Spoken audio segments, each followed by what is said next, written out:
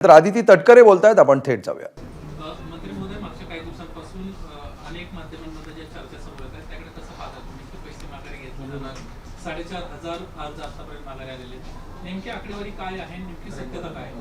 खरं तर वेगवेगळ्या प्रसार माध्यमांकडून सुद्धा किंवा वर्तमानपत्रांमधून सुद्धा जी काही मुख्यमंत्री माझी लाडकी बहीण या योजनेच्या संदर्भातली गैरसमज हा काही दिवसांपासून पाहायला मिळत आहे. खरं तर आजपर्यंत आम्ही कुठल्याही आत्तापर्यंत ज्यांना लाभ दिलेला आहे त्यांच्यापैकी कुठल्याही लाडक्या बहिणीचे पैसे किंवा लाभ हा परत घेण्यात आलेला नाही आहे, हे मला आपल्या माध्यमातून निश्चितपणाने स्पष्ट करायचं आहे. आमच्याकडे वेगवेगळ्या जिल्ह्यांमध्ये स्थानिक प्रशासनाकडे ॲप्लिकेशन्स येत आहेत, म्हणजे काही निवेदनं येत आहेत की ज्या स्वतःहून स्वइच्छेने व्हॉलेंटरीली ज्या पात्र होत नाही आहेत योजनेमध्ये त्यांचे त्या ठिकाणी खालच्या स्तरावर निवेदनं येत आहेत की आम्ही साधारणपणे ह्या योजनेमध्ये पात्र नाही आहोत, तर आम्हाला आमचा लाभ हा बंद करायचा आहे किंवा आम्ही ह्या योजनेसाठी आता पात्र होत नाही आहोत. तर त्या संदर्भातले जे ॲप्लिकेशन्स आहेत ते आम्हाला स्थानिक प्रशासनाच्या माध्यमातून, काही विभागाची जी आम्ही हेल्पलाईन केलेली आहे, काही डायरेक्ट विभागाकडे असेल, तर अशा पद्धतीचे येत आहेत. पण हा साधारणपणे रफली जो आकडा आहे हा काही 3-4,500 हजारमध्ये असेल आणि तो रोज 5-10 अशा पद्धतीचे अर्ज आहेत. काही याच्यामधले डोमेसाईलचे आहेत, म्हणजे आत्ता लग्न होऊन ज्या इतर राज्यांमध्ये ज्या वास्तव्यास गेलेल्या आहेत, ऑगस्ट किंवा ज्या महिन्यामध्ये आम्ही लाभाची सुरुवात केली त्यावेळेला त्या अविवाहित होत्या आणि त्या राज्यामध्ये या ठिकाणी रहिवासी होत्या, त्या पद्धतीनं त्या लाभ घेत होत्या. काहींची इन्कम जे आहे 2.5 लाखापेक्षाचं उत्पन्न कदाचित त्यांचं जास्ती असेल किंवा आत्ता वाढलेलं असेल. काहींनी आत्ता कदाचित 4 चाकी वाहनं घेतलेली असतील, त्यावेळेला कदाचित दुचाकी वाहनच असतील. सरकारी नोकरी काहींना लागलेली आहे. तर अशा पद्धतीनं वेगवेगळ्या कारणांनी त्यांनी खाली वेगवेगळ्या जे काही विंडोज आहेत त्याच्यामध्ये त्यांनी ॲप्लिकेशन केलेले आहेत. पण त्याच्यातूनही किंवा इतर जी काही आम्ही क्रॉस व्हेरिफिकेशन करत आहोत, कुठल्याही लाडक्या बहिणीचा लाभ हा आत्तापर्यंत शासनाने किंवा विभागाने परत घेतलेला नाही आहे. स्वइच्छेने व्हॉलेंटरीली ज्या माझ्या लाडक्या बहिणी योजनेमध्ये पात्र नाही आहेत त्या स्वतःहून त्या ठिकाणी म्हणतात की आमचा लाभ जो आहे तो आपण त्या ठिकाणी परत घ्यावा किंवा आम्ही आता या योजनेसाठी आम्ही पात्र नाही आहोत, अशा पद्धतीचे जे ॲप्लिकेशन्स येत आहेत त्या संदर्भातली जी भूमिका आहे ती आम्ही वेळोवेळी स्पष्ट केलेली आहे. ज्या माझ्या लाडक्या बहिणींना लाभ गेलेला आहे आत्तापर्यंत, म्हणजे किती 4 हफ्ते असतील, 5 हफ्ते असतील, काहींना 6 हफ्ते गेले असतील, कारण जुलै ऑगस्टचा आम्ही एकत्रितपणाने दिलेला होता. त्याच्यानंतर सप्टेंबर ऑक्टोबर महिन्याचा 9 ऑक्टोबरला दिलेला होता. डिसेंबर महिन्याचा आम्ही 25 ते 30 डिसेंबर दिलं होतं. आत्ता आम्ही जानेवारी महिन्याचा जो आहे आता उद्या परवामध्ये त्याची सुरुवात होईल आणि 26 जानेवारीच्या आत त्यांच्या खात्यामध्ये जमा होतील. त्याच्यामुळे कुठंही आम्ही आत्तापर्यंत कुठलाही लाभ हा रिफंड किंवा परत कुठल्याही अकाउंटमधनं घेतलेला नाही आहे. याची आपल्या माध्यमातून मला निश्चितपणाने राज्यातील सर्व माता भगिनींना, लाडक्या बहिणीच्या लाभार्थ्यांना मला त्या ठिकाणी सांगायचं आहे. आणि या संदर्भामध्ये कुठलाही अशा पद्धतीचा निर्णय विभाग किंवा सरकारने घेतलेला नाही आहे. त्यामुळे जे काही या संदर्भातला संभ्रम तयार करण्यात येतो आहे त्यामध्ये अजिबातही माझ्या कुठल्याही लाडकी बहिणीच्या लाभार्थ्यांनी त्या संभ्रमाला बळी पडू नये. आम्ही कोणाचाही लाभ आत्तापर्यंत परत घेतलेला नाही आहे. त्या संदर्भातला कुठलाही निर्णय हा विभाग किंवा शासन स्तरावर झालेला नाही आहे. आम्ही निर्णय घेतलेला नाही, परंतु प्रश्न असा आहे की येत्या काळामध्ये सुद्धा असा निर्णय म्हणजे स्वतःहून सरकार कोणाला पैसे परत मागणार नाही, ज्यांची इच्छा आहे त्यांनी परत करावं असंच धोरण पुढे पण अवलंबलं जाणार आहे निश्चितपणाने. कारण आम्ही आत्ता ज्या लाडक्या बहिणींनी लाभ घेतलेला आहे, शेवटी साधारणपणे आपण लक्षात घ्या की आम्ही 2 किंवा 3 महिन्याच्या गॅपनी लाभ दिलेला आहे. आत्ता डिसेंबरचा 1 महिन्याचाच लाभ गेला आहे किंवा जानेवारीचा आता जाणार आहे तो जानेवारी महिन्याचाच लाभ जाणार आहे.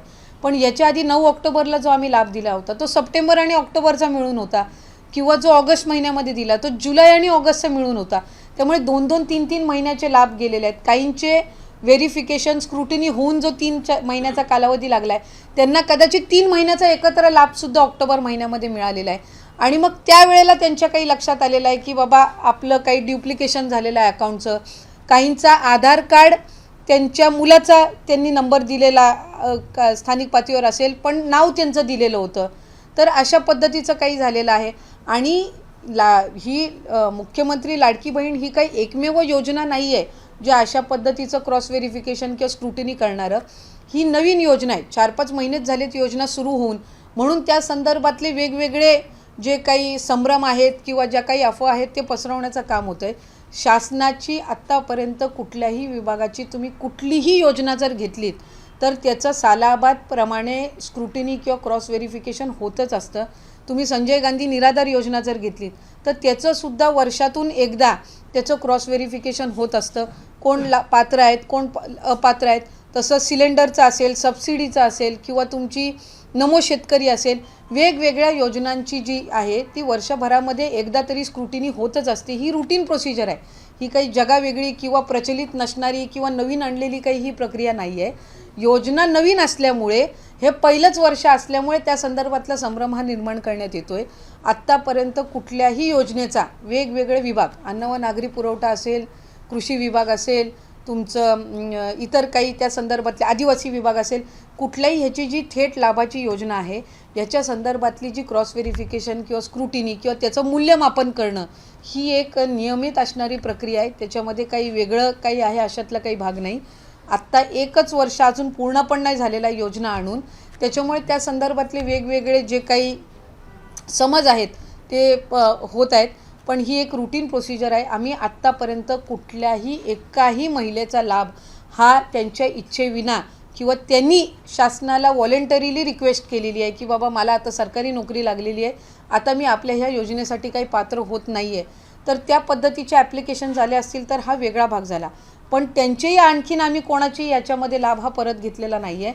आणि स्क्रुटिनीमध्ये कोणाचे लाभ परत घेण्याचे 5 महिन्याचे का 6 महिन्याचे हा तर प्रश्नच त्या ठिकाणी उद्भवत नाही, कारण त्या संदर्भातला निर्णयच अजून विभाग किंवा शासनाने अशा पद्धतीची कुठेही चर्चाही झालेली नाही आहे आणि निर्णयही झालेला नाही. ताई, ज्यांनी voluntarily तुम्हाला अर्ज एक्झॅक्ट डेटा परत किती केले आला आहे, तुमच्याकडे? एक्झॅक्ट डेटा किती आलेला आहे? कशा संदर्भातला? हा जो अर्ज माघारी पाठवणाऱ्या ज्या महिला आहेत त्या स्वतः विनंती करतायत की आम्हाला पैसे हे साधारणपणे हा मी सुरुवातीलाच सांगितलं की हा जो डेटा आहे हा रोज वेगवेगळ्या पद्धतीनं बदलत असतो. रोज 5-6 ॲप्लिकेशन येतात, खालच्या स्तरावर येत असतात. 3,500-4,000 आत्तापर्यंत त्या ठिकाणी आलेले असतील. पण त्याच्यामध्ये रोज जी काय आहे 4-5-10 अर्जांची ही वाढच होत असते.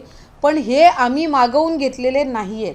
हे स्वतःहून जे लाभार्थी आहेत, ज्यांनी लाभ घेतलेला आहे 2-3-4 महिने, पण त्यांना त्या ठिकाणी आत्ता वेगवेगळ्या कारणांमुळे त्यांना माहिती झालेलं आहे की आपण अपात्र आहोत, हे व्हॉलेंटरीली जे देत आहेत स्वइच्छेने, हे त्या आपण अर्जांबद्दल बोलत आहे. आम्ही शासन म्हणून कुठल्याही एका लाभार्थ्याच्या लाभालाही हात लावला नाही आहे किंवा त्यांच्याकडे कुठल्या पद्धतीची आम्ही संपर्क करून कुठली माहिती अजून मागवलेली नाही. ताई, ज्यांनी व्हॉलंटरीली अर्ज पुढे केलेले आहे की आमचे लाभ परत द्या, अशी एखादी केस आहे का तुमच्याकडे? असे तर आपणच त्या ठिकाणी आपल्याही माध्यमातून अनेकदा गेलेला आहे की 4-4,500 महिला अशा आहेत, 4-4,500 आहेत. आमचा हा आकडा जो रोज 5-10 ज्या महिलांचा आहे ह्यांनी अर्ज येतात त्या ह्यांनी हे होतं आहे, तो रोज बदलत राहतो. आत्ता साधारणपणे 3,500-4,000 असतील. पण त्या संदर्भातलाही अजून रिफंडिंग असेल त्याची किंवा ते पैसे परत घेणं असेल, ही प्रक्रिया काही आम्ही त्यांच्या संदर्भातही अजून केलेली नाही आहे. स्वेच्छेनं ज्यांना कोणाला पैसे द्यायचे असतील किंवा जे कोणी अर्ज करतायत त्यांना अर्ज करताना हे पैसे नेमके द्यायचे कुठं किंवा त्या संदर्भात काही विभागाच्या वतीनं तयारी करण्यात आली आहे, काही सिस्टीम लावण्यात आलेली आहे की बाबा या ठिकाणी देऊ शकतात स्वेच्छेनं? इतर वेळेला जी प्रचलित पद्धत असते की ज्या वेळेला एखाद्या रिफंड होत असतं त्यावेळेला ते शासनाच्या तिजोरीमध्ये जात असतं आणि त्याच्यामध्ये ट्रेजरी डिपार्टमेंट जे असतं, नियोजन किंवा आपलं तो जो विभाग आहे तो आम्हाला महिला व बालविकास विभागाला ज्या पद्धतीनं त्यातल्या सूचना देतील की त्याच्यासाठी ते कुठली विंडो आम्हाला उपलब्ध करून देतील की शासनाच्या तिजोरीमध्ये ती रक्कम यावी आणि मग ती वेगवेगळे जी काही लाभाच्या योजना असतील किंवा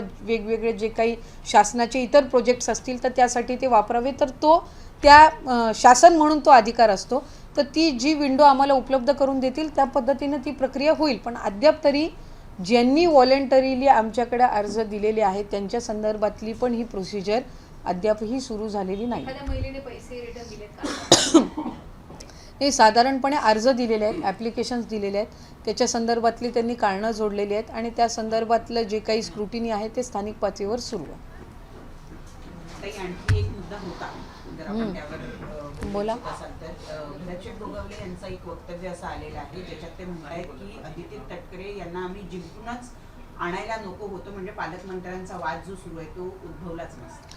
नाही, मला असं वाटतं की साधारणपणे अशा पद्धतीचे वक्तव्य हे करणं माझ्यासाठी सुद्धा ते आश्चर्यजनकच आहे. कारण शेवटी मी आज ज्या मताधिक्याने निवडून आलेली आहे त्याच्यामध्ये महायुतीचे नेतृत्व असतील, देवेंद्रजी फडणवीस साहेब आहेत, एकनाथजी शिंदे साहेब आहेत, आमचे पक्षाचे अध्यक्ष अजितदादा असतील, ज्यांच्या तिघांच्या नेतृत्वाखाली आम्ही निवडणूक लढवलेली आहे आणि आम्ही सगळ्यांनी एकमेकांसाठी काम केलेलं आहे.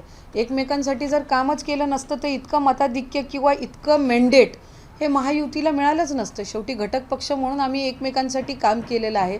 महायुतीचा उमेदवार निवडून यावा ह्यासाठी आम्ही सगळ्या पक्षांनी, राष्ट्रवादी काँग्रेस पक्ष असो, शिंदेसाहेबांच्या नेतृत्वाखाली शिवसेना पक्ष असो किंवा भारतीय जनता पक्ष असो किंवा RPI असो, आमचे घटक पक्ष असो, आम्ही सगळ्यांनी एकजुटीने काम केलेलं आहे आणि म्हणून आज आम्ही 237 जे काही मॅन्डेट आहे ते महायुतीला त्या निमित्ताने मिळालेलं आहे. त्याच्यामुळे आत्ता त्याचं मूल्यमापन करणं, आता 5 वर्षांनी ज्या वेळेला निवडणुका येईल त्यावेळेला त्या संदर्भातलं जे काही मूल्यमापन ते आहे ते होईल.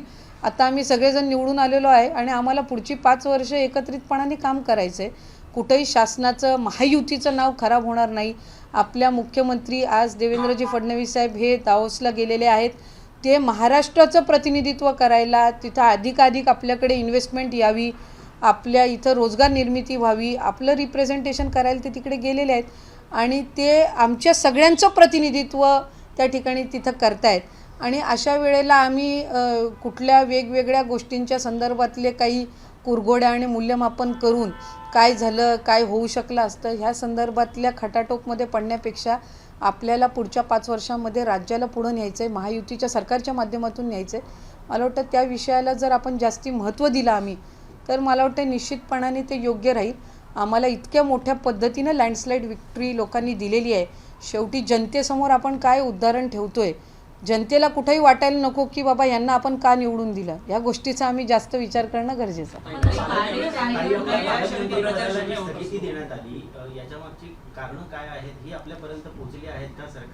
नाही, मला वाटतं ती कारणं मला माध्यमांच्याकडूनच पोचलेली आहेत, जे काही 3-4 दिवसापासून चाललेलं आहे त्या संदर्भात. आणि आमची एक भूमिका त्याच्यामध्ये आहे की राज्याचे मुख्यमंत्री देवेंद्रजी फडणवीस साहेब आत्ता राज्यामध्ये नाही आहेत आणि मंत्री म्हणून किंवा साधारणपणे महायुतीच्या सरकारमधले घटक म्हणून आमच्या सगळ्यांची जबाबदारी आहे की ज्या वेळेला ते महाराष्ट्राचं प्रतिनिधित्व तिथं करतायत त्यावेळेला कुठल्याही वाद, पालकमंत्री असो इतर काही असो, त्याच्यावरनं इथं वातावरण दूषित करणं ते तिथं बाहेर असताना आज अजितदादासुद्धा त्यांच्या बजेटच्या संदर्भातल्या ज्या वेगवेगळ्या खात्याच्या मंत्र्यांसोबत त्या ठिकाणी त्यांचा आढावा चालू आहे. शिंदेसाहेबसुद्धा आता KEM हॉस्पिटलला सकाळी त्यांची व्हिजिट झाली, त्या संदर्भातला त्या आढावा घेत आहेत. मी मंत्री म्हणून इथं असेल किंवा इतर आमचे मंत्री असतील, आमच्या सगळ्यांची ही जबाबदारी आहे की ते आमचं प्रतिनिधित्व तिथं करत असताना आम्ही या ठिकाणी वातावरण एक जे आहे ते सलोख्याचं चांगल्या पद्धतीनं ठेवणं. त्याच्यामुळे पालकमंत्री पदाचं जे काही आहे स्थगिती आहे, ज्या ते मुख्यमंत्री आणि तिन्ही आमचे जे नेते आहेत ते त्या संदर्भातला योग्य तो निर्णय घेतील. त्याच्यामुळे त्याच्यामध्ये मी काही फारसा वेळ घालवणं किंवा टीकाटिप्पणी करणं हे अपेक्षितही नाही आणि मला असं वाटतं की माझ्याकडून ते होणं एक जबाबदार मंत्री म्हणून ते योग्यही नाही. आम्हाला आमच्या पक्षाला पालकमंत्री पद दिलं जात नाही, हा आमच्यावरचा अन्याय आहे आणि कुठेतरी घराणेशाहीचा आरोप करण्यात येतोय. त्याला तुम्ही कसं उत्तर? एक तर याच्यामध्ये आहे की आम्ही सगळेच निवडून आलेलो आहोत. आज काही आम्ही घराणेशाही आणि हा विषय तर त्याच्यामध्ये असूच शकत नाही, कारण आम्हाला लोकांनी निवडून दिलेला आहे. आम्हाला मायबाप जनतेने ह्या ठिकाणी बसवलेलं आहे आणि आमच्या नेतृत्वाने ते आम्हाला जबाबदारी दिलेली आहे. त्याच्यामुळे पालकमंत्री तिथल्या जिल्ह्याच्या मंत्र्याला असं वाटत असतं की त्यांनी पालकमंत्री व्हावं. ती इच्छा व्यक्त करण्यामध्ये काहीही वावगं नाही, पण ती इच्छा व्यक्त करत असताना ती कशा प्रकारे आपण करतो ह्याला मला वाटते जास्ती या ठिकाणी महत्त्व देणं गरजेचं आहे. आज असे अनेक जिल्हे आहेत ज्या जिल्ह्यांना स्वतःचे, जिथं आमचे पण मंत्री आहेत त्यांना तिथलं पालकमंत्रीपद नाही मिळालेलं आहे. ज्या वेळेला 3 पक्ष एकत्रितपणाने काम करत असतात, महायुती म्हणून आम्ही काम करत असतो, त्यावेळेला कुठं ना कुठं तरी काही ना काही ॲडजस्टमेंट, तडजोडी या येतच असतात. आता आमचेही बऱ्याच ठिकाणी मंत्री आहेत, लातूरमध्ये आहेत, कोल्हापूरमध्ये आहेत, नाशिकमध्ये तर 7 आमदार आणि 2 मंत्री आहेत राष्ट्रवादी काँग्रेस पक्षाचे. पण एक संयुक्तिक निर्णय झाला आणि त्यातून ज्यांना पालकमंत्री पदाची जबाबदारी तिथं देण्यात आली, कोल्हापूरची शिवसेनेच्या आंबेडकर मला वाटते मंत्री आहेत, त्यांना देण्यात आलेले. तिथे आमचे मुश्रीफ साहेब सिनियर मंत्री आहेत, 5 का 6वी टर्म आहे त्यांची. पण ज्या वेळेला लातूरला आमचे बाबासाहेब पाटील मंत्री झालेले आहेत, साताऱ्याला मकरंदाबा मंत्री झालेले आहेत, तिथे भारतीय जनता पक्षाचे सुद्धा 2 आहेत, शिवेंद्रराजे मंत्री झालेले आहेत आणि जयकुमारजी आहेत. पण तरीसुद्धा शंभूराज तिथं पालकमंत्री झालेले आहेत. त्याच्याबाबत काय आमचं म्हणणं नाही आहे. शेवटी महायुतीचे ज्या वेळेला नेतृत्व बसतात आणि ते काही संयुक्त निर्णय घेतात, तो निर्णय मान्य करणं कोणाच्याही बाजूने असो तरी मान्य करणं ही त्या ठिकाणी आमची जबाबदारी आहे. त्यांनी बसून निर्णय घेतलेले आहेत म्हणजे काही ना काही कारणं त्या संदर्भातली आहेत. आणि महायुतीमध्ये आपण आहोत तर सगळ्यांचं काही समाधान होऊ शकत नसतं. शेवटी कुठं ना कुठं तरी ॲडजस्टमेंट करूनच, जसं संसार चालवत असताना सुद्धा नवरा बायकोला ॲडजस्ट करूनच तो चालवावा लागत असतो, तसं महायुतीमध्ये सुद्धा काही ना काही ॲडजस्टमेंट्स आपल्याला कराव्याच लागत असतात. माझी स्वतःची भूमिका आहे की पालकमंत्रीपद हा एक भाग झाला, हा मंत्रिपदातल्या किंवा महायुतीच्या संबंध कामकाजामधला एक घटक आहे. हे काही संपूर्ण महायुतीच्या सरकारचं कामकाज नाही आहे. त्याच्यामुळे आज मंत्री म्हणून मी महिला व बालविकास विभागाची मंत्री म्हणून काम करते. 2 वर्ष मी जिल्ह्याची पालकमंत्री नव्हती. मी त्या संदर्भातली कधी मागणी किंवा कधी त्या संदर्भातली माझ्याकडनं कधी हेही झालं नाही. उदय सामंत साहेब आमचे पालकमंत्री होते, आम्ही त्यांच्या नेतृत्वाखाली जिल्ह्यामध्ये काम करत होतो, चांगल्या पद्धतीनं काम करत होतो. कधी त्या संदर्भातली एक छोटीशीही तक्रार ही 2 वर्षाच्या कालावधीमध्ये आलीही नाही. त्यामुळे त्यांनी चांगल्या पद्धतीनं आमचा जिल्हा सांभाळला. आम्हाला सगळ्यांनाही चांगल्या पद्धतीनं त्यांनी जिल्ह्याचं प्रतिनिधित्व केलं. आत्ता 5 वर्षाच्यासाठी आम्ही काम करत आहोत. मी मंत्री म्हणून काम करते, भरत शेठ मंत्री आहेत, तिथं पलीकडे योगेश कदमजी असतील, उदय सामंत साहेब आहेत, पलीकडे नितेश राणेजी आहेत. त्यामुळे हा एक भाग झाला. पण मंत्री म्हणून कोकणाला पहिल्यांदाच 5 मंत्रिपदं मिळालेली आहेत आणि त्याच्यामध्ये कोकण आपण किती विकासात्मक दृष्टीने पुढं घेऊन जातो, माझ्या दृष्टिकोनातून हा मुद्दा जास्ती महत्त्वपूर्ण आहे. आपण जर आपापसात मतभेद आणि भानगडी करूनच जर लोकांपुढे ती उदाहरणं ठेवत राहिलो तर जनता ही आपल्याला त्या पद्धतीनं, त्यांना काही ह्या अशा पद्धतीच्या काही कुरघोड्या प्रत्येक वेळेला आवडत नसतात. त्याच्यामुळे आम्ही त्याच्यातनं अलिप्त राहतो. आम्ही ज्या राजकीय संस्कृतीतून येतो ते मला अशा पद्धतीची काही शिकवण नाही की मी त्याच्या संदर्भात येऊन प्रसारमाध्यमांमध्ये बोलावं. त्यामुळे माझा राज्याचे मुख्यमंत्री देवेंद्रजी फडणवीस साहेब, आदरणीय शिंदे साहेब आणि अजितदादा यांच्या नेतृत्वावर विश्वास आहे. ते जे काही त्या संदर्भातला योग्य निर्णय घेतील तो आम्हाला मान्य असेल. ताई, रायगडमध्ये जशा पद्धतीने आंदोलन झाले, महामार्ग रोखले गेले, तुमच्यावरती जशा पद्धतीने टीका टिप्पणी झाली, जी भाषा वापरली गेली, या सगळ्याकडे तुम्ही कसं बघता? नाही, मी आपल्याला म्हटलं की कोणाची इच्छा असणं ह्याच्यामध्ये काही चुकीचं किंवा वावगं नाही. पण ती इच्छा व्यक्त करत असताना आपण कशा पद्धतीनं करतो हे प्रत्येकाचे वेगवेगळे त्याच्याकडे बघणारा दृष्टिकोन असतो. त्यांचा तसा असेल, माझा तसा नाही आहे. हा इतकाच फरक आहे, बाकी काही नाही. लाडक्या बहिणींना 21 रुपये तुम्ही देणार म्हणजे अशा पद्धतीचा तुमच्या घटक पक्षांमधल्या लोकांचा हे होता दावा होता निवडणुकीच्या दरम्यान. अजून हालचाल काहीच दिसत नाही आणि देशमुखांना सवाल उपस्थित केलाय. नाही, एक तर कसं आहे की विरोधकांनी नेहमी या योजनेवर टीकाच केलेली आहे. त्याच्यामुळे मी विरोधक काय त्याच्या संदर्भात बोलतायत. आम्ही ज्या वेळेला 1500 द्यायला सुरुवात केली तेव्हा ते म्हणत होते की राज्याच्या तिजोरीवर याचा किती मोठा परिणाम होणार आहे, अमुक होणार आहे, तमुक होणार आहे, महिलांना त्याचा लाभ मिळणारच नाही. पण त्यांनी त्यांचा जाहीरनामा करताना महिलांना 3000 देणार असं घोषित केलं होतं. ते कुठनं देणार होते आम्हाला माहीत नाही. जर 1500नीच तिजोरीवर जर इतका मोठा परिणाम झाला असेल तर आमची महायुतीची सरकार म्हणून मुख्यमंत्री देवेंद्रजी फडणवीस साहेब, दोन्ही उपमुख्यमंत्री यांच्या नेतृत्वाखाली आमचं एक हे आहे की लाडकी बहीण योजना ही माझ्या माता भगिनींसाठी, गरजू महिलांसाठी चालू राहिली पाहिजे. हे आमचं प्रथम प्राधान्य आहे.